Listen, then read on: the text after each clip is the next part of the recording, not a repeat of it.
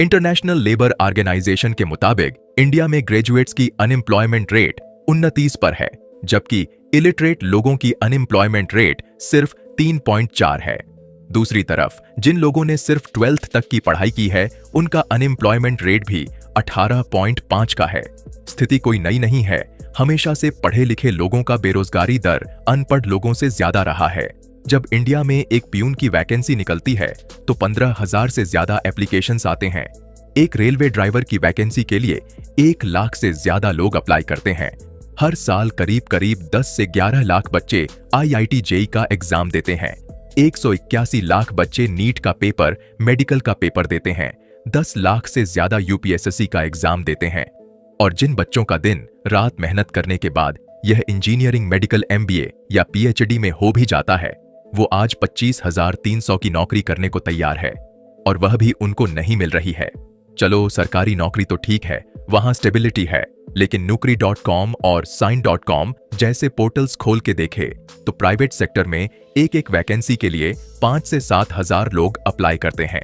Nursery से लेकर 12वीं तक 15 साल, 1-2 साल कॉम्पिटिटिव एग्जाम की तैयारी, 4 साल का ग्रेजुएशन और 2 साल की मास्टर्स डिग्री मिला के 22 साल तक मेहनत करने के बाद हाथ लगती है तो सिर्फ निराशा।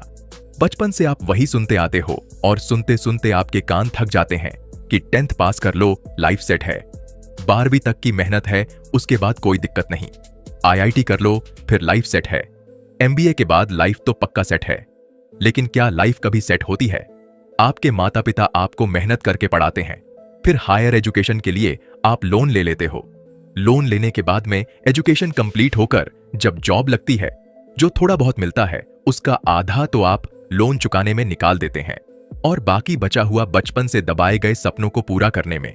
लाइफस्टाइल को कम सैलरी में मेंटेन करने की जिद में आप क्रेडिट कार्ड ले लेते हैं, फिर कार लोन, फिर होम लोन, और धीरे धीरे आपका जीवन एक डेट ट्रैप में फंस जाता है। आप अपने लिए कमाना बंद कर देते हो और आपकी लाइफ पे चेक टू पे चेक बन जाती है। ओयो के रितेश ओला के भावेश, जरोदा के निखिल कामर, इन लोगों ने एजुकेशन तो की है, लेकिन वह स्टैंडर्ड्स फॉलो नहीं किए जो एजुकेटेड लोगों से एक्सपेक्ट किए जाते हैं। क्यों ऐसा होता है कि IAS, IIT, नीट के कोचिंग सेंटर्स के मालिक खुद तो कम पढ़े लिखे होते हैं और करोड़ों में कमाते हैं, जबकि वहां पढ़ने वाले बच्चे विप्रो, इन्फोसिस और TCS में लाइफ टाइम 3 से 4 लाख कमाते रह जाते हैं? क्यों हमारे देश के नेता लीडर्स बिना फैंसी डिग्री के देश चला लेते हैं, और एक पढ़ा लिखा इंसान जब किसी प्राइवेट कंपनी में अप्लाई करता है, मैनेजर बनने के लिए अप्लाई करता है, तो उससे भी 5 साल का एक्सपीरियंस मांग लिया जाता है? क्या मैनेजर बनना देश चलाने से ज्यादा क्रिटिकल काम है? इन सब बातों को जानने से पहले आइए समझते हैं कि एजुकेशन सिस्टम बनाया ही क्यों गया था। साल 1806 में पुसिया के राजा फ्रेडरिक विल्ह III और नेपोलियन आर्मी के बीच बहुत बड़ा युद्ध हो जाता है। पुसिया की सेना काफी बड़ी थी, लेकिन फिर भी नेपोलियन की फौज ने युद्ध को जीत लिया और प्रशिया का काफी सारा हिस्सा नेपोलियन के कब्जे में आ गया। इस हार से घबराए हुए प्रशिया के लीडर्स ने काफी एनालिसिस किया तो उन्हें समझ आया कि उनकी सेना तो बड़ी और मजबूत थी, लेकिन वह अपने लीडर्स के आर्डर्स को सही से फॉलो नहीं कर पा रही थी। उनके पास अपना भी एक ओपिनियन था, एक पॉइंट ऑफ व्यू था। वहीं दूसरी तरफ नेपोलियन की फौज इस तरह आंख बंद करके अपने लीडर्स को फॉलो करती थी, जैसे मानो हिप्नोटाइज्ड हो, न जीने की इच्छा, न मौत का खौफ, बस अपने राजा के लिए युद्ध जीतने का जुनून था। उनके मन में इन बातों को समझने के बाद पुसिया को समझ आया कि अपनी सेना को मजबूत करने का और आगे ऐसी हार से बचने का एक ही तरीका है, एक ऐसी सोसाइटी तैयार करना जहां लोग आर्डर्स फॉलो करना जानते हो, जहां लोगों को अपने सुपीरियर्स को खुश करने में प्राउड फील होता हो, जहां इंडिविजुअलिटी से ज्यादा एक हर्ड मेंटालिटी प्राइम फोकस पे आए। लेकिन आखिर ऐसा करते कैसे? वहां के लीडर्स को यह समझ आ गया कि ऐसा तभी संभव है जब हम यह ब्रेन वॉशिंग का सिस्टम तब से ही स्टार्ट कर दे जब बच्चे उस उम्र में हैं जहां वह कच्ची मिट्टी की तरह हैं, सही और गलत का भेद उनको नहीं पता है, जहां उन्हें प्रोग्राम करना काफी आसान है। इसी आइडिया के साथ इंट्रोड्यूस हुआ वर्ल्ड का पहला डेडिकेटेड और structured Persian education system.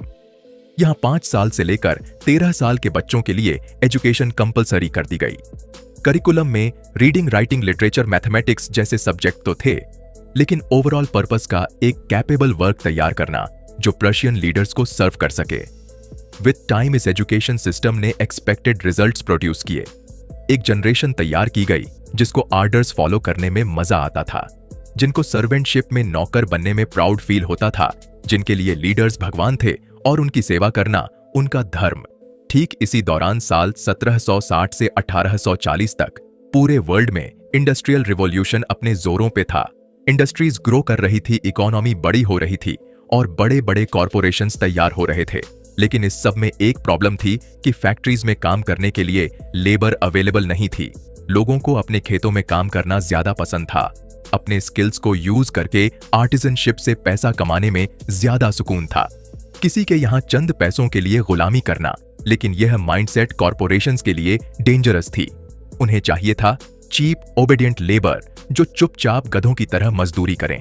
Well इस टाइम तक यह पर्शियन एजुकेशन सिस्टम ऑलरेडी काफी पॉपुलर हो चुका था।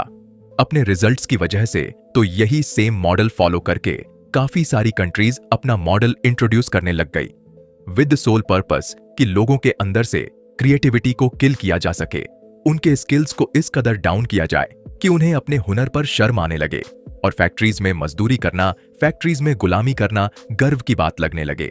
इस बार मकसद था ऐसे लोग तैयार करना जो 10 घंटे 12 घंटे दिहाड़ी करके भी खुश हो सके, लेकिन अथॉरिटी को क्वेश्चन नहीं करें। और एक बार फिर छोटे बच्चों को टारगेट किया गया। आज के समय हर एक इंडियन का सपना है इंजीनियरिंग, मेडिकल, MBA जैसी रेपुटेशनल डिग्रीज करना, लेकिन मकसद यह नहीं है कि इससे कुछ देश के लिए करना है या खुद के लिए कुछ बनाना है। मकसद है कि किसी भी तरह जल्दी से जल्दी एक स्टेबल सिक्योर जॉब मिल जाए और शुरू हो जाए हमारी 9 to 7 वाली लाइफ, और हालत हमारी हैंड टू माउथ वाली हो जाए। हर दिन हम अपनी गरीबी और मिडिल क्लास लाइफ को क्रिप करेंगे, लेकिन जब अपने बच्चे होंगे तो उन्हें भी इसी एजुकेशन सिस्टम में इस उम्मीद से कि शायद रिजल्ट अलग हो, हम उनको भी धकेल देंगे। सेम इनपुट सेम प्रोसेसिंग से आप अलग आउटपुट कैसे एक्सपेक्ट कर सकते हैं? क्या कभी आपने सोचा है कि यह Adani, Ambani, Bill Gates, Steve Jobs, Kohli, Ronaldo इन जैसे लोगों को क्या अलग बनाता है? ये क्यों इस ट्रैप से बच गए? आखिर इनकी एजुकेशन जो भी है, जितनी भी है वो उसी सिस्टम से जिससे हम निकले हैं इनको अलग बनाती है। इनकी मेंटालिटी, इनका अप्रोच कभी सुना है आपने स्कूल में कि बैक बेंचर्स लाइफ में ज्यादा सक्सेसफुल होते हैं compare to front benchers? Logical reason उसका यह है कि बैक बेंचर्स के अंदर ओबेडियंस थोड़ा कम होता है, अग्रेशन थोड़ा ज्यादा होता है। वह कंफर्म में कम बिलीव करते हैं जो उनको उस टाइम सही लगता है। वह स्कूल बंक करते हैं, लड़ाई में पड़ते हैं, मुसीबतों में उलझे होते हैं, लेकिन इस सब के बीच वह असली जीवन सीख जाते हैं। वह थोड़ा खुल के जीना सीख जाते हैं। ज्यादा पढ़े लिखे लोग स्टेबिलिटी चाहते हैं, उनको एक सेट पैटर्न फॉलो करने में मजा आता है, उनको रिस्क लेना कम पसंद होता है। वो पूरी लाइफ 25,000 महीने की सैलरी पे काम कर लेंगे, लेकिन रिस्क लेकर 25 करोड़ कमाने से बचना चाहते हैं। लास्ट में बस यही कहना चाहूंगा कि खुद के सपने नहीं देखोगे तो कोई दूसरा तुमसे अपने सपने पूरे करवा लेगा। बाकी वीडियो पसंद आई है तो वीडियो को लाइक करें, शेयर करें और चैनल को सब्सक्राइब करके बेल आइकन को प्रेस करना ना भूलें।